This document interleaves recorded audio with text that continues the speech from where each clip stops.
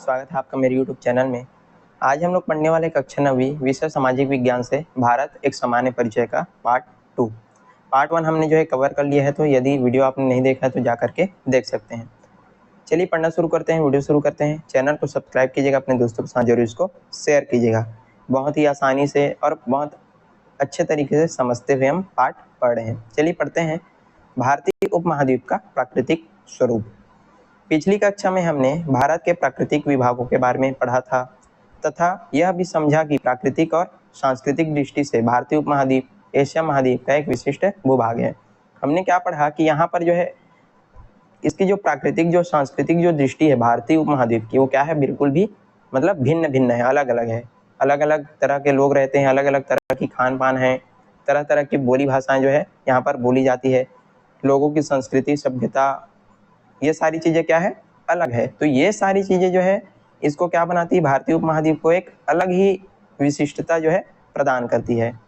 लेकिन क्या इस उपमहाद्वीप का धरातली स्वरूप एक समान है? इस पाठ में हम भारतीय उपमहाद्वीप की भौगोलिक और धरातली बनावट में विभिन्नताओं और विशेषताओं पर क्या करेंगे, चर्चा करेंगे। अब यहाँ पर प्रश्न ये उठता है कि क्या ये जो हमारा भारतीय उपमहाद्वीप है उसका जो भौगोलिक और जो धरातली जो बनावट है, जो स्वरूप है, वो क्या एक समान है? तो इस पाठ में हम इसी को जो है जानने वाले हैं कि ये जो है किस प्रकार से जो है भिन्न है और इसकी क्या क्या विशेषताएं हैं। इसके साथ साथ इसकी उत्पत्ति और उन भौतिक और मानवीय संबंधों की जानकारी भी हासिल करेंगे, जिनके कारण वर्तमान भौगोलिक और पर्यावरणीय परिदृश्य का क्या हुआ है, निर्माण हुआ है। बहुत सारी जानकारी हम इसमें देखने वाले हैं और बहुत सा जो भौगोलिक और जो पर्यावरणीय जो परिदृश्य उनका निर्माण कैसे हुआ, इसकी उत्पत्ति कैसे हुई, इन सारी चीज़ों के बारे में हम इसमें पढ़ने वाले हैं। हमारे लिए यह भी जानना आवश्यक है कि अलग अलग भौगोलिक परिवेश में मनुष्य ने अपनी आजीविका और आवश्यकताओं की पूर्ति के लिए प्राकृतिक संपदाओं का किस प्रकार से जो है उपयोग किया। यहाँ पर हम ये भी देखेंगे कि जो मनुष्य है उन्होंने अपनी जीवन यापन के लिए अपना जो भौगोलिक परिवेश है उसके लिए जो प्राकृतिक जो संपदा है उसका किस किस प्रकार से उपयोग किया, उनका दोहन किया। उदाहरण के लिए सिंधु गंगा ब्रह्मपुत्र के मैदानी क्षेत्रों में निवास करने वाले लोगों का जन जीवन मुख्यतः कृषि पर आधारित होता है। जितने भी मैदानी क्षेत्र हैं, जितने भी नदियों का द्वारा निर्मित जितने भी मैदानी जो इलाके हैं, वहाँ पर अधिकतर जो कार्य होता है कृषि का होता है। इसी पर जो जनजीवन है वो क्या होता है, आधारित होता है। अधिकतर लोग क्या करते हैं, कृषि करते हैं। कहाँ पर, मैदानी जो क्षेत्र होते हैं वहाँ पर। छोटा नागपुर के पठारी प्रदेश में लोग कृषि के अलावा वन उत्पादन और खनन उद्योग पर अपनी आजीविका निर्वाह करते हैं। छोटा नागपुर का पठार यहाँ पर देख सकते हैं, छोटा नागपुर का पठार। तो यहाँ ये जो क्षेत्र है, यहाँ पर निवास करने वाले लोग क्या करते हैं, खेती तो करते ही हैं, साथ साथ यहाँ पर जो है खनन उद्योग धंधे यहाँ पर भी कार्य करके अपनी जो आजीविका है वो चलाते हैं। थार के मरुस्थल तथा उत्तरी पर्वतीय इलाकों में रहने वाले कई समुदाय पशुचारण कर अपनी आजीविका चलाते हैं और समुद्र तटीय प्रदेशों में लोग मछलियों पर आधारित व्यवसाय से अपना गुजारा करते हैं। जो थार मरुस्थल है, जो पर्वतीय जो इलाके हैं, उसमें क्या करते हैं लोग, जो है पशुपालन करते हैं। साथ ही साथ क्या करते हैं ये लोग, और जो समुद्र तटीय जो क्षेत्र हैं वहाँ पर लोग क्या करते हैं, ये लोग जो है मछली पकड़ करके अपना जीवन यापन जो है उससे व्यवसाय किया करते हैं। तो इसी को यहाँ पर बता रहा है। विज्ञान और तकनीक का लगातार विकास हो रहा है, फलस्वरूप भौगोलिक और पर्यावरणीय स्थितियों में लगातार बदलाव हो रहे हैं। आप सबको पता है कि लगातार जो विज्ञान है, जो तकनीक है, विकास कर रहे हैं, उससे क्या हो रहा है कि जो भौगोलिक और जो पर्यावरणीय जो स्थिति है उसमें लगातार बदलाव हमको देखने को मिलते हैं, परिवर्तन देखने को मिलते हैं। कुछ बदलाव पर्यावरण की दृष्टि से मानवीय विकास के रास्ते में अनुकूल समस्याएं पैदा कर रहे हैं। इन समस्याओं का निदान के लिए जरूरी है हमें इन्हें सामाजिक, आर्थिक और राजनीतिक संदर्भ में समझे। लेकिन ये जो विकास है वो चलो कुछ अच्छा तो हो रहा है, साथ ही साथ उसका जो हानिकारक जो दुष्प्रभाव है वो भी हमको देखने को मिलता है। और ये जो है क्या कर रहा है, जो पर्यावरणीय जो दृष्टि है उसमें बहुत सारे जो प्रभाव है वो इसको समस्याएं हैं हम यहाँ पर देखने को मिल जाता है। और इन समस्याओं से बचना है तो हमको इसके लिए सामाजिक, आर्थिक और राजनीतिक दृष्टि से बहुत महत्वपूर्ण चर्चा हमको करने की जरूरत है। भारतीय उपमहाद्वीप के उत्तर में स्थित पामीर की गांठ से कई पर्वत श्रेणियां निकलती है, जैसे हिंदुकुश, काराकोरम, कुनथुल, थ्यांग शान और हिमालय। यहाँ पर देख सकते हैं पामीर की गांठ इसमें होगी। तो ये देखो यहाँ पर जो है पामीर की गांठ है। तो यहाँ पर जो है बहुत सारी क्या है पर्वत श्रेणी है, जैसे हिंदू कुश है और कुंथुल श्रेणी है। तो इसी को यहाँ पर बताया जा रहा है। बहुत सारी यहाँ पर क्या है पर्वत श्रेणियाँ हैं और प्रायद्वीपीय पठार, और इन श्रेणियों से जो है बहुत सारी जो श्रेणियाँ हैं वो निकलती है। प्रायद्वीपीय पठार की उत्तरी सीमा पर विंध्याचल और सतपुड़ा की पहाड़ियाँ स्थित है। उत्तर पश्चिम में अरावली श्रेणी है। पश्चिम में सह्याद्री पर्वत श्रृंखला और पूर्व घाटी में निम्न पहाड़ियाँ तथा पूर्व समुद्री तटीय मैदान है। यहाँ पर आप अपने पुस्तक से देख सकते हैं कि यहाँ पर जो है अरावली पर्वत श्रेणी है, विंध्य सतपुड़ा हो गया, महादेव पहाड़ियाँ, मालवा पठार। तो इन सारी चीज़ों को जो है बता रहे हैं कि बहुत सारी जो श्रेणियाँ हैं पर्वत श्रेणियाँ हमको देखने को मिल जाती है। क्या ये सब दिखने में एक जैसी है या एक ही समय में बनी है? यहाँ पर क्वेश्चन पूछ रहा है कि ये जो सारी जो पर्वत श्रेणियाँ हैं वो क्या एक समय में बनी है या फिर ये जो है सिर्फ एक समान ही दिखती है क्या, ऐसा करके। संरचना, शैल समूह और भू आकृति की भिन्नता के आधार पर भारत की भू संरचना को निम्नलिखित 5 भागों में विभाजित किया जाता है। ये जो है बहुत ही इंपॉर्टेंट है, परीक्षाओं में पूछे जाते हैं, इसको अच्छे से आपको जो है समझना है। ये जो 5 जो भाग हैं उसको परीक्षाओं में आपके पूछे जाते हैं। तो संरचना के आधार पर, शैली के आधार पर, भू आकृति के आधार पर इनको अलग अलग भागों में क्या कर दिया गया है, बांट दिया गया है। तो पहला भाग है क्या, उत्तर तथा उत्तर पूर्वी पर्वतमाला। दूसरा है उत्तर का विशाल मैदान। तीसरा प्रायद्वीपीय पठार। चौथा समुद्र तटीय मैदान और द्वीप समूह। पांचवा है भारतीय मरुस्थल। तो एक एक करके हम इसको बहुत ही डिटेल से पढ़ने वाले हैं। तो चलिए पहला पढ़ते हैं, उत्तर तथा उत्तर पूर्वी पर्वतमाला। यहाँ पर उत्तर और उत्तर पूर्वी पर्वतमाला के बारे में पूरा पढ़ने वाले हैं। मतलब जो उत्तरी जो इलाका है इसके बारे में हम जो है पूरा पढ़ने वाले हैं, क्या क्या यहाँ पर होता है। तो चलिए पढ़ते हैं हिमालय की उत्पत्ति। इसको आप जो है हमेशा याद रखना कि कैसे जो हिमालय की उत्पत्ति हुई थी, इसको यहाँ पर बताया रहा है। पृथ्वी के किसी भूभाग की धरातली बनावट और स्थलाकृतियों के बनने में पृथ्वी की 2 शक्तियों की प्रमुख भूमिका है। वे है अंतर्जनित और बहिर्जनित शक्तियाँ। अंतर्जनित और बहिर्जनित शक्तियाँ क्या होती है, ये एग्जाम में हर साल जो है पूछे जाते हैं, तो आपको इसको अच्छे से करके जाना है और बिल्कुल ये जो क्वेश्चन है वो आते ही हैं। तो जो पृथ्वी का जो भूभाग है, जो बनावट है, वो क्या होता है, इसको बनने में जो है 2 शक्तियां प्रमुख रूप से क्या करती है, कार्य करती है। एक होती है अंतर्जनित और दूसरी होती है बहिर्जनित शक्तियां। तो ये जो दोनों शक्तियां हैं पृथ्वी के बनावट, स्थलाकृति के निर्माण में बहुत क्या करती है, भूमिका निभाती है। भूकंप और ज्वालामुखी पृथ्वी के भीतर चलने वाली अंतर्जनित शक्तियों के परिणाम होते हैं, जो धरातल पर विभिन्न प्रकार की स्थलाकृतियों का निर्माण करते हैं। भूकंप आता है, ज्वालामुखी आता है, तो ये सारी चीजें किसके कारण होती है, पृथ्वी के भीतर चलने वाली अंतर्जनित, यानी कि अंदर चलने वाली जो शक्तियां हैं उनको अंतर्जनित और बाहर चलती है उसको बहिर्जनित। तो भूकंप आता है, ज्वालामुखी आता है, तो इससे जो है कई प्रकार के स्थलाकृतियों का क्या होता है, निर्माण होता है। तो ये सारी चीजें किसके कारण होती है, अंतर्जनित शक्तियों के कारण होती है। धरातल पर वायु, हिमवर्षा, जल तथा तापमान की क्रियाओं की सतत क्रियाशील है, जो धरातली स्थलाकृतियों में लगातार परिवर्तन आती है, इन्हें बहिर्जनित बल कहते हैं। अब बाहर पर क्या होता है, वायु, हवा चलती है, वर्षा होती है, पानी जो है गिरता है, हिम वर्षा होती है, जल, तापमान, जो ये सारी चीजें जो है परिवर्तन घटते बढ़ते रहता है। तो इन सारी चीजों से भी क्या होता है, स्थलाकृतियों में परिवर्तन होते रहता है, मतलब हमारे धरती पर जो है परिवर्तन होते रहते हैं। तो ये सारी चीजें किसके कारण होती है, बहिर्जनित बल, यानी कि बाहर चलने वाले बल के कारण ये सारी परिवर्तन होते रहते हैं। चित्र में देख सकते हैं हिमालय की यहाँ पर चोटी का चित्र यहाँ पर दिया गया है। क्या आप जानते हैं कि पृथ्वी का बाहरी आवरण, जिसको क्या बोले जाते हैं, स्थल मंडल कहते हैं, विभिन्न शैल खंडों से बना है। पृथ्वी का जो बाहरी आवरण होता है इसको क्या बोला जाता है, स्थल मंडल इसको कहा जाता है, जो कि अनेक प्रकार के शैल खंडों से बना होता है। और इनको क्या बोलते हैं, ये जो शैल खंड है इनको क्या बोला जाता है, प्लेट्स। जो प्लेट है उसको बोले जाते हैं, आपको पता होगा। पृथ्वी का धरातल 6 प्रमुख प्लेटों से और कई छोटी छोटी प्लेटों से मिलकर के बना है। जो हमारा पृथ्वी है उसका जो धरातल है 6 प्रमुख प्लेट, यानी कि इसको खंड भी बोलते हैं, विभिन्न शैल खंड, उन्हीं को प्लेट बोला जाता है। तो ये जो है 6 प्रमुख प्लेटों से मिलकर के, साथ ही साथ छोटे छोटे और बहुत सारे प्लेट हैं उससे मिलकर के ये जो है बना है। ऐसे प्रमुख प्लेटों में एक है क्या है, भारतीय प्लेट। जो 6 प्रमुख प्लेट है उसमें से एक प्रमुख प्लेट क्या होता है, हमारा भारतीय प्लेट भी है। और ये सभी प्लेट भूगर्भीय बल के कारण सरकती है, यानी कि क्या है, गतिशील है।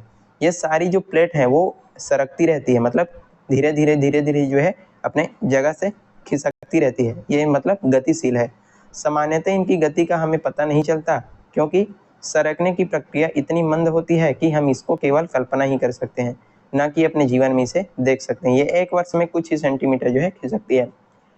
मतलब ये जो प्लेट है वो इतनी धीमी गति से खिसकती है कि हम इसको जो है मतलब सिर्फ इसकी क्या कर सकते हैं, कल्पना कर सकते हैं। यहाँ पर बोला गया ये सिर्फ 1 वर्ष में कुछ ही सेंटीमीटर जो है क्या होती है, सरकती है। तो देख सकते हैं कितना ये जो स्लो है वो खिसकता है। तो इसी को यहाँ पर बोला है कि ये जो है बहुत ही स्लो तरीके से क्या होती है, खिसकती है। तो इसी को यहाँ पर बता रहा है, इसको हम जो है देख नहीं सकते। आगे बढ़ते हैं।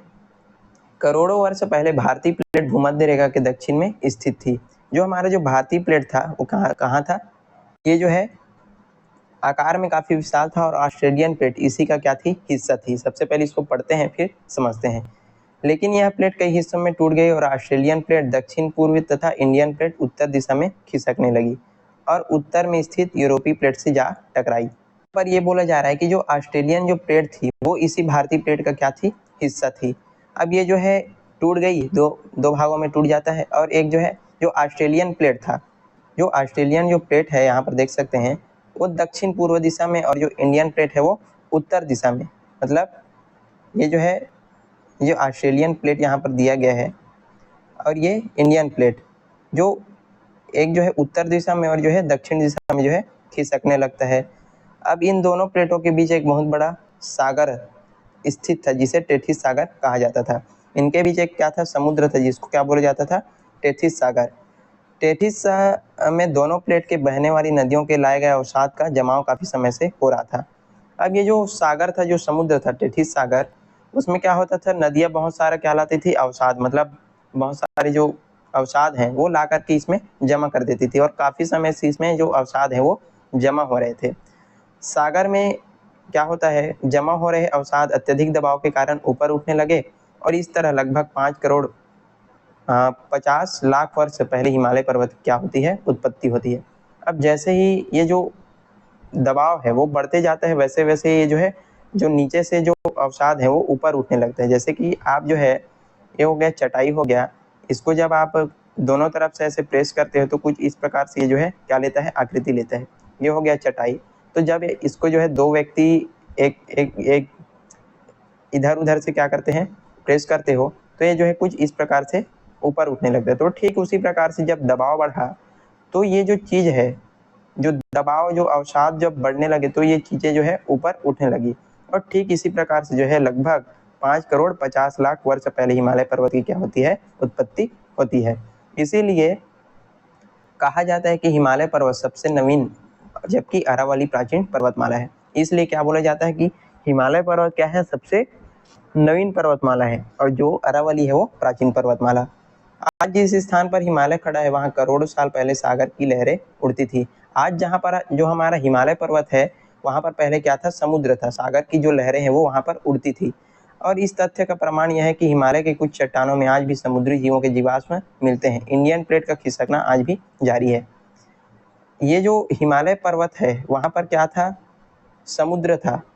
इसका पता कैसे चलता है कि जो हिमालय पर्वत की जो चट्टानें हैं उसमें आज भी जो समुद्री जो जीव है उसका जो जीवाश्म है वो मिलता है। इससे क्या पता चलता है कि वहाँ पर पहले क्या था, सागर था करोड़ों साल पहले। और जो इंडियन प्लेट है, हमारे जो भारतीय जो प्लेट है वो आज भी खिसक रहा है धीरे धीरे, लेकिन हमको पता नहीं चलता। चलिए आगे बढ़ते हैं। हिमालय पर्वतमाला में कई समानांतर पर्वत श्रृंखलाएं हैं। इनमें पार हिमालय, बृहत हिमालय, मध्य हिमालय और शिवालिक प्रमुख श्रेणियां हैं। जास्कर, लद्दाख और काराकोरम पर्वत श्रृंखलाएं पार हिमालय या ट्रांस हिमालय के अंतर्गत हैं।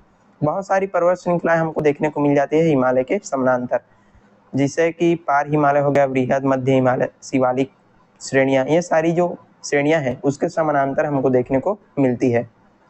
पश्चिम से पूरब तक फैली बृहद हिमालय या हिमाद्री श्रेणी नेपाल में अपनी अधिकतम ऊंचाई तक पहुंचती है, जहां विश्व की 14 सबसे ऊंची चोटियों में से 9 स्थित है। यहाँ पूरे वर्ल्ड की 14 सबसे ऊंची चोटियों में से जो 9 स्थित है वो कहाँ पर है, नेपाल श्रेणी, मतलब हिमाद्री श्रेणी में जो है बहुत अधिक ऊंचाई पर पहुंच जाती है।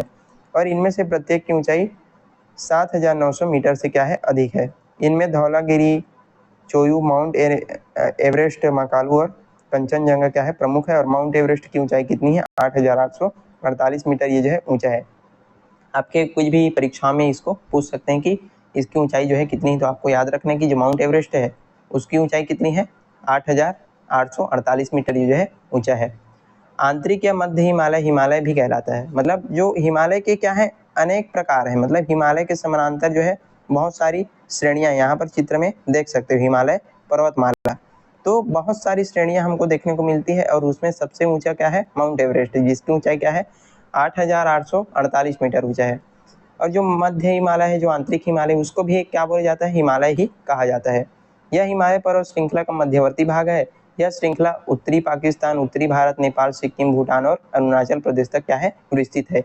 जो मध्य हिमालय है वो कहाँ कहाँ तक फैला हुआ है, पाकिस्तान, नेपाल, सिक्किम, इन सारी, भूटान, अरुणाचल प्रदेश, इन सब जगहों पर ये जो है क्या है फैला हुआ है जो मध्य हिमालय है।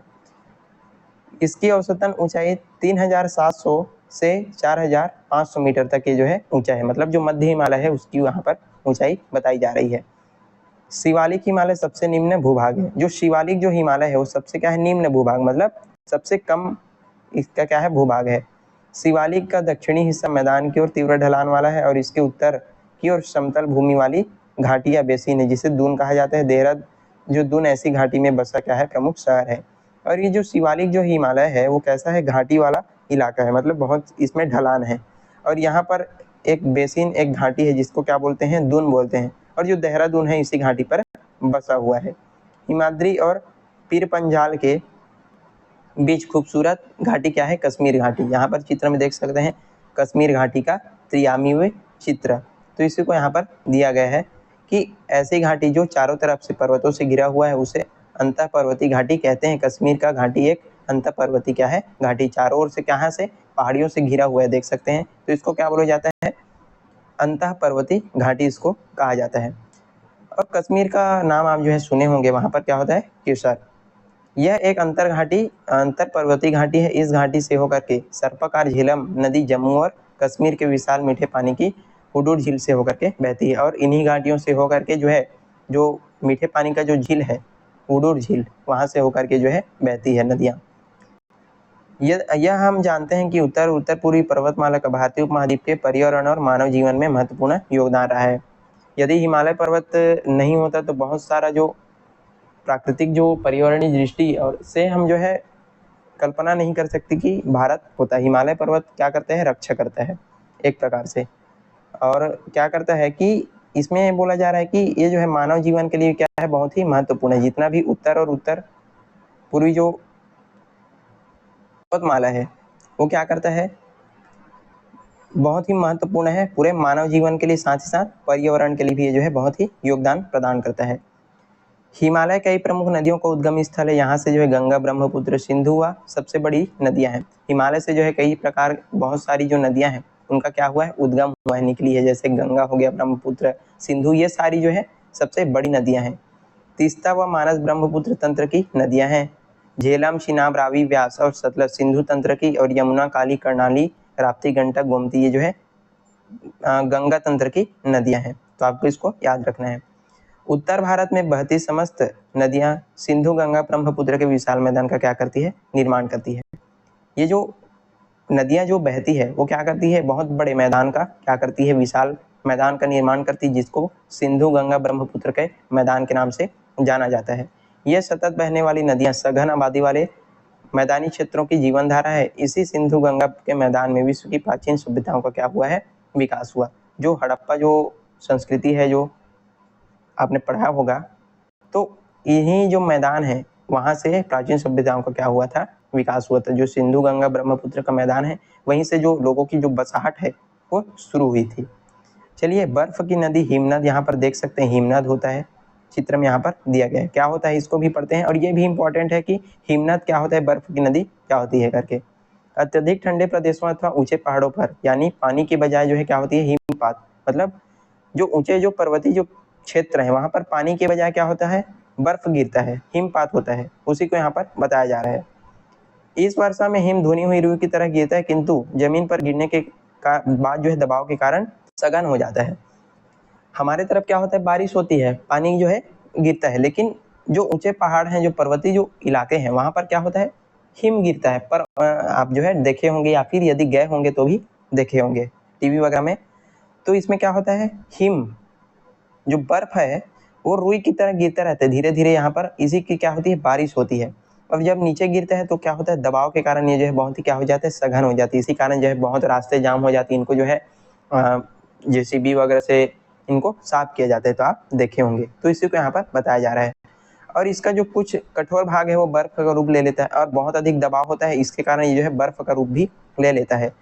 हिम क्षेत्र में बर्फ नीचे ढलान की ओर जो ढाल के सहारे खिसकता रहता है, और इस खिसकते हुए बर्फ को हिमनद या ग्लेशियर कहते हैं। यदि आपको पूछे कि हिमनद या ग्लेशियर किसे कहते हैं, तो जब ये जो बर्फ है वो ढलान के कारण जो है नीचे खिसकता रहता है, ये जो है गिरता है, पहले क्या होता है, ये जो है गिरता है, और गिरने के बाद क्या हो जाता है, बहुत ही कठोर हो जाता है। तो कठोर होने के बाद ये क्या होता है, जब कठोर होता है तो एक बर्फ का रूप ले लेता है, और बर्फ का रूप लेता है तो ये क्या हो जाता है, बहुत ही धीरे धीरे ढाल के कारण ये जो है खिसकता रहता है। तो जब खिसकता है तो इसी खिसकते हुए बर्फ को हिमनद या ग्लेशियर इसको कहा जाता है। तो ये रहा हिमनद और ग्लेशियर। अब क्या है कि हिमालय पर्वत पर नदियों की तरह हिमनद भी घाटियों से होकर के गुजरती है, अर्थात हिमनद बर्फ की नदी है जिसका स्रोत हिम क्षेत्र है। जो हिमनद होता है वो क्या, इसको क्या बोलते हैं, बर्फ की नदी। ये जो है बर्फ की नदी होती है, और इसका स्रोत क्या होता है, हिम क्षेत्र, मतलब जहाँ पर बर्फ की बारिश होती है। हिमालय में अनेक हिमनद है, जिसमें सबसे बड़ा क्या है, गंगोत्री। अनेक प्रकार के हिमनद हमको देखने को मिलते हैं कहाँ पर, हिमालय में, और सबसे बड़ा हिमनद क्या है, गंगोत्री। इसकी लंबाई 32 किलोमीटर है। ये जो गंगोत्री है, ये जो हिमनद है, उसकी लंबाई कितना है, 32 किलोमीटर। खुबू हिमनद नेपाल के एवरेस्ट क्षेत्र में है, और जो खुम्बू हिमनद है वो कहाँ है, नेपाल के एवरेस्ट क्षेत्र। यह पर्वत की चढ़ाई के सबसे लोकप्रिय मार्ग है, मतलब लोग यहाँ पर जो है चढ़ाई करने के लिए जाते हैं। वायुमंडल के बढ़ते ताप के कारण हिमनदों में बर्फ पिघलने लगे हैं, और उनकी जो लंबाई वो कम होती जा रही है। जैसे जैसे तापमान बढ़ता है तो ये जो हिमनद है वो बर्फ है वो पिघलने लगते हैं, और उनकी जो लंबाई है वो कम होती जाती है। तो ये रहा हिमनद, और आज का ये जो पार्ट 2 है यहीं पर जो है हम समाप्त करते हैं। पार्ट 1 हमने जो है पढ़ लिया, यदि आप नहीं देखे हैं जा करके दो देख सकते हैं। पार्ट लंबा है तो बहुत सारे पार्ट में जो है आने वाले, धीरे धीरे करके हम इसको समझ रहे हैं। तो आई होप यदि वीडियो पसंद आया तो लाइक कीजिएगा, चैनल पर है जरूर इसको सब्सक्राइब कीजिएगा, और अपने दोस्तों के साथ भी इसको जो है शेयर कीजिएगा, और एक सुंदर सा कमेंट आप जो है कमेंट बॉक्स में कर सकते हैं। चलिए आज के लिए बस इतना ही, मिलते हैं इसी प्रकार के अन्य वीडियो के साथ, तब तक के लिए पढ़ते रहिएगा। धन्यवाद।